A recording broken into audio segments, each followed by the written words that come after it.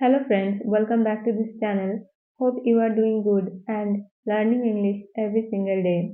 So let's start the video. সত্যি বলতে আমি ব্যস্ত ছিলাম। সত্যি বলতে আমি আসতে পারবো না। সত্যি বলতে আমি অসুস্থ। এই টাইপের সেন্টেন্সগুলো ইংরেজিতে কিভাবে বলতে হয় আজকের এই ভিডিওতে আমরা শিখে নেব। টু বি অনেস্ট এই কথাটার মানে হলো সত্যি বলতে। এখন আমরা স্ট্রাকচার দেখে নেব।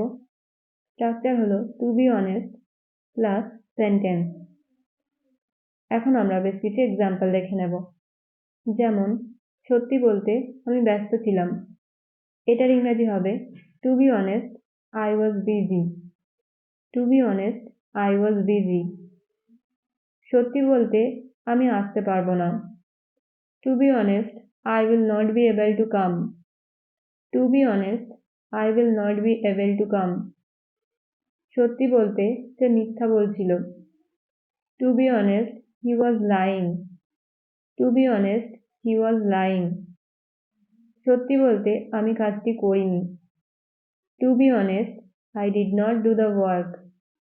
Two be honest I did not do the work. সত্যি বলতে সে আমার ওয়াইফ।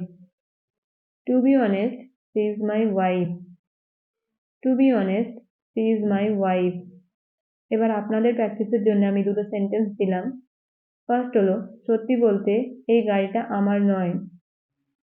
সেকেন্ড হচ্ছে সত্যি বলতে আমি কিছু জানি না। এই দুটো সেন্টেন্সের ইংরাজি কি হবে আপনারা কমেন্টে লিখে জানাবেন। আবার একটা নতুন ভিডিওর সাথে দেখা হবে। Till then stay happy and keep learning.